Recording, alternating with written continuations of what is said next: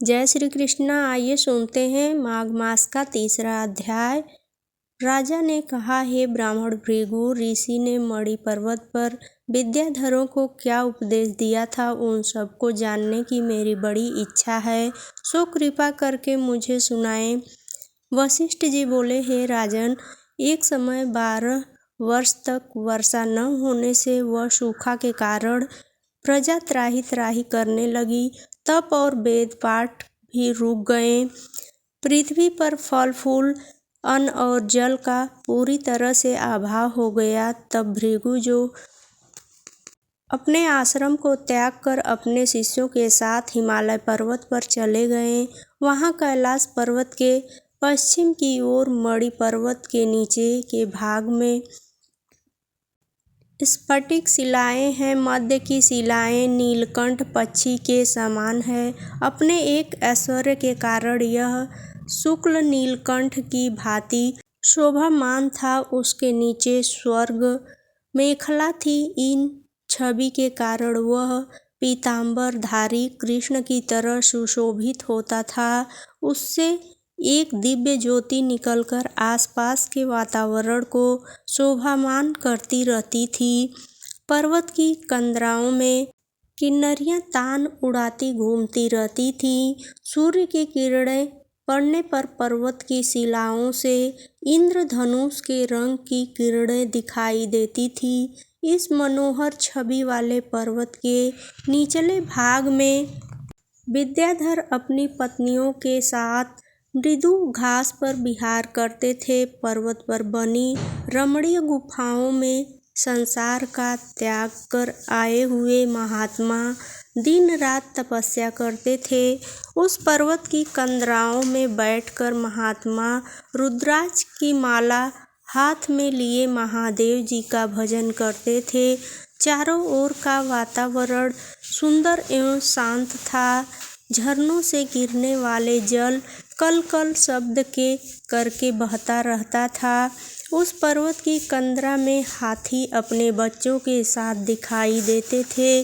प्रत्येक पशु पक्षी मानो हर बोलियां बोलते थे। देव यज्ञ, अप्सरागण, किन्नर आदि विहार करते थे। राजा ने पूछा, हे मुने, यह पर्वतराज बहुत ही आश्चर्यजनक है। वह कितना ऊंचा और कितना विशाल है।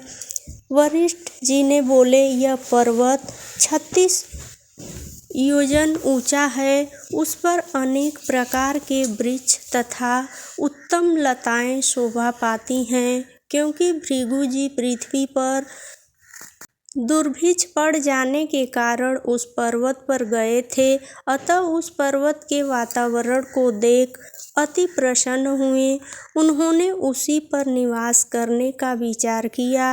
एक सुंदर कंदरा में वे निवास करने लगे और भृगु जी तपस्या करने लगे। आइए सुनते हैं चौथा अध्याय। माघ महात्म्य। वशिष्ठ जी बोले, हे राजन, जब भृगु जी अपनी तपस्या में लीन थे तो विद्याधरों का एक दंपति उनके पास पहुंचा। वे बहुत दुखी थे और भृगु जी को अपनी कथा सुनाने आए थे। उन्होंने मुनि को श्रद्धापूर्वक प्रणाम किया और कहा, हे मुनि देव, इस दिव्य देह को पाकर भी हम दोनों बहुत दुखी हैं। मेरी भार्या परम सुंदरी और नृत्य एवं संगीत में प्रवीण है।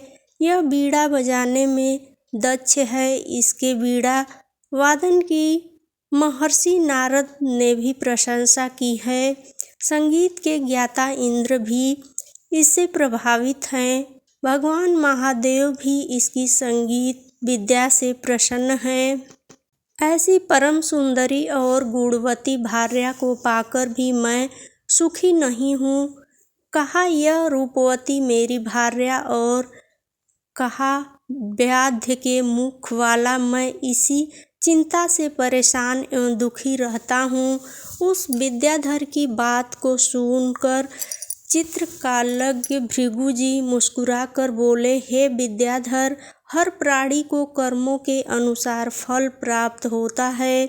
जो ज्ञानी होते हैं वे मोह नहीं करते और जो अज्ञानी होते हैं वे मोह में फंसे रहते हैं। जिस तरह अच्छिका के पांव विष विषम है, उसी तरह अधूरा कर्म दुखी करता है। पिछले जन्म में तूने माघ मास की एकादशी का व्रत करके द्वादशी को तेल स्नान किया था, उसी के कारण तेरा मुख व्याध का है। राजा पुरखा ने भी तेरी ही भांति भूल की थी, इसी कारण उनको कुरूप देह प्राप्त हुई थी। राजा अपनी कुरूपता पर बड़ा दुखी था। वह गिरिराज के समीप देव सरोवर पर गया। उसने स्नान किया और तपस्या हेतु कुशा के आसन पर बैठ गया। उसने शंख चक्र गदा पद्मधारी भगवान श्री हरि को हृदय से धारण कर 30 मास तक निराहार रहकर कठोर तप किया। भक्त वत्सल भगवान श्री हरि राजा की तपस्या से प्रसन्न हुए।